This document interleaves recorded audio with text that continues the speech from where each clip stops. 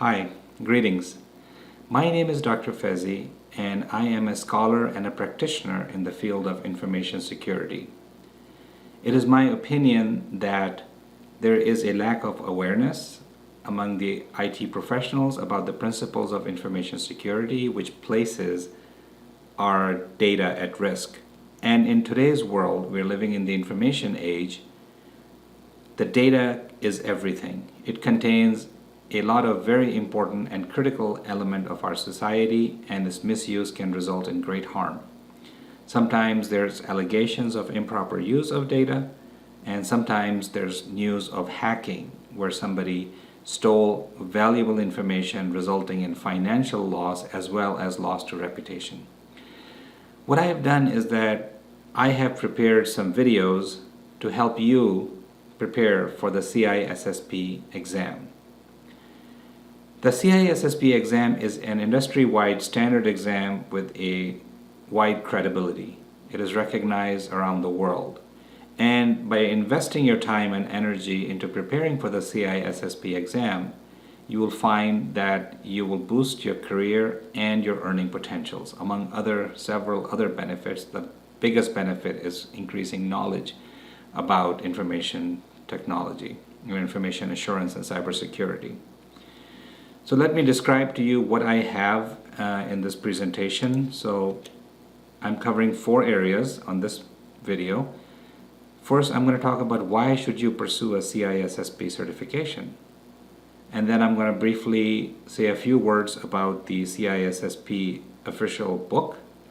I'm going to talk about an overview of the CISSP exam, and then I'm going to touch upon the 8 topical domains that constitute the CISSP body of knowledge, which is what they will be testing you on.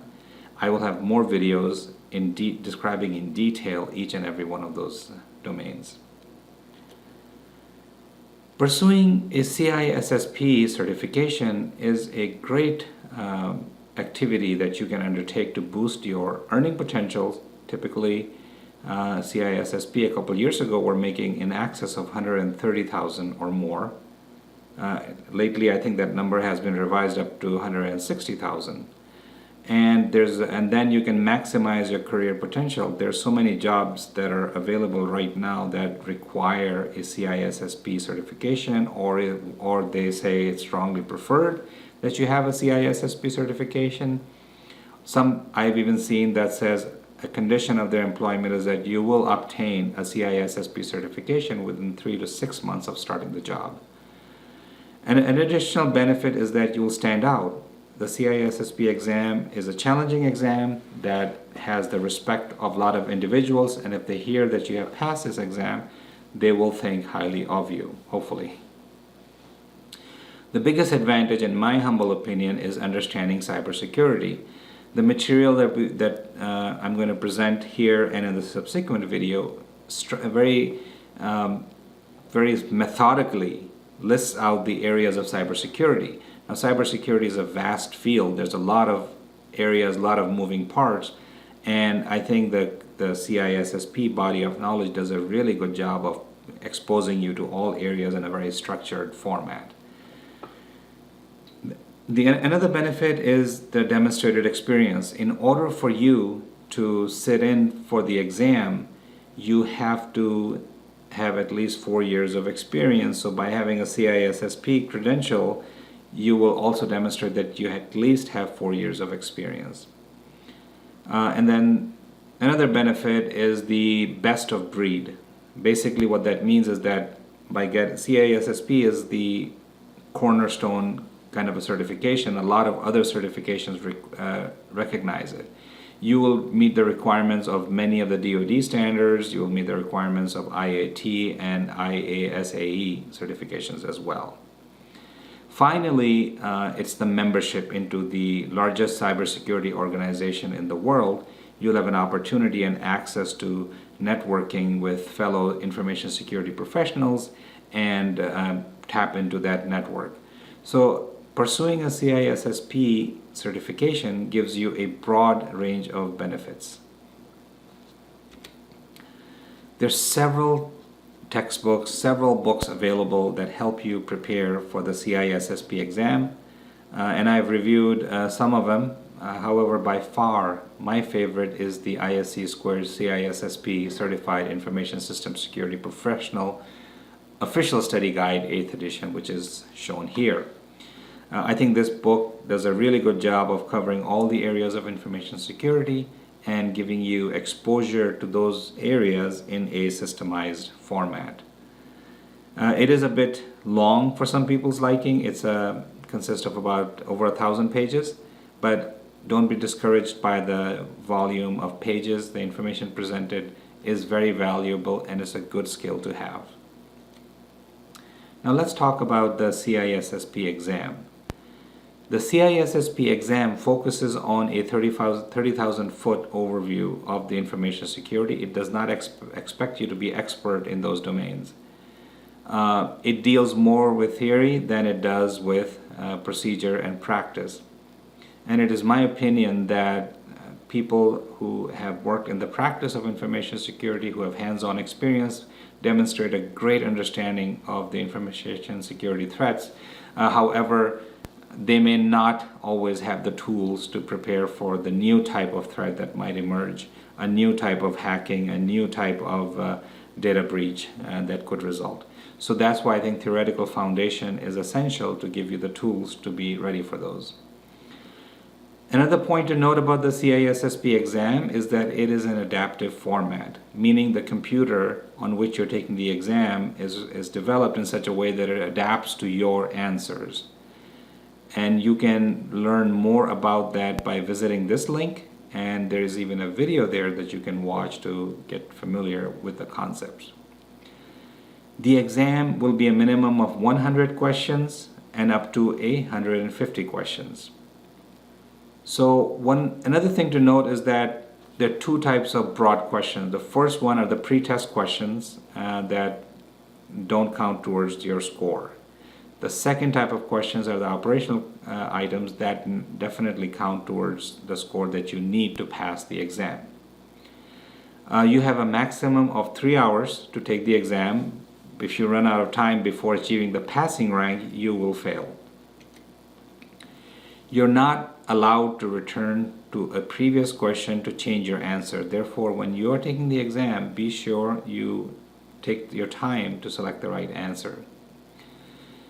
What is the score that you have to achieve to pass? Well, they have not published that score yet, so we don't know what is that bar above which you have to achieve the passing grade. But however, it is within the past 75 operational questions that they determine whether you're going to pass or not. If the computer determines that you don't have a reasonable chance, less than 5% chance, and you have already seen 75 questions, then it'll automatically end the test and assign a grade of failure, which means there's an opportunity for us to go back and learn more and maybe watch these videos more, read the books, and be prepared to take the exam. Don't be discouraged. Failure is not always a bad thing. Sometimes it just exposes the need for us to cover the gaps that we have. And you are not guaranteed to see any more questions than are necessary for the computer grading system to determine whether you have achieved the passing grade or not. Some other points on the exam are that most of the questions are multiple choices consisting of 4 options with only one of those options being the correct answer. And some are quite straightforward, understanding, they're judging your ability to remember the definitions and simple concepts. So it is very clear what the right answer is if you are familiar with the material. There's some questions that can be confusing and you might be wondering what is the right answer. For those kind of questions, always select the best answer. An example of a question that might be confusing to some is shown here in blue. What is the most important goal and top priority of a security solution? And as you look at the answers, any one of these answers could be true, and as information security professionals, we understand these are the important goals of information security. However, the question asked is the most important goal and top priority. So preventing disclosure is definitely a very important goal, but it is one of the many important goals. Maintaining integrity similarly is one of the many important goals. Sustaining availability, the last option, is also one of the many important goals of information security. However, the uber goal, the overarching goal of information security is maintaining human safety. Therefore, that is the right answer. So, in addition to the multiple choice questions, you will also get questions which require you to drag and drop different elements to match things, and they're judging your knowledge and of how you can pair things, and how you can put things in order and things like that. Now on to the 8 topical security domains of information security. The information security textbook, the CISSP textbook that I showed you earlier, contains all these domains. And the first one is security and risk management. You can expect 15% of the exam questions to be from this domain, and it's covered in chapters 1, 2, 3, and 4. Asset security is covered in chapter 5, and there 10% of the questions are from this domain. Number 3 is security architecture and engineering. 13% of the questions can be expected from this area. That's covered in chapters 6, 7, 8, 9, and 10. And it's a very important element of information security. Number 4 is communication and network security, covered in chapters 11 and 12, and it constitutes 14% of the questions that you may see on the exam. 5th is identity and access management, sometimes referred to as IAM. 13% of the questions could be from this area, and that's covered in chapters 13 and 14. The 6th area is security assessment and testing, consisting of 12% of the questions that you can expect from this domain, and that's covered in chapter 15. Number 7 is security operations, a big area of information security. That's covered in chapters 16, 17, 18, and 19. And you can expect 12% of the questions to be from that domain. Finally, software development and security. You can expect 10% of the questions to be from there, and that's covered in chapter 20 and 21. Increasingly, there's a desire among the professionals to emphasize the importance of writing software code that is secure at the same time, instead of bolting on security after the fact. So with these 8 domains, you can get a reasonable exposure to information security and be prepared to take the exam. So I want to thank you for watching this video. Keep an eye out for my future videos that are coming out describing the various domains of information security. Please subscribe so that you can get notified when the new videos are posted, and hit like if you find the content useful. Also, I think all efforts require patronage and support, and please visit our Patreon channel.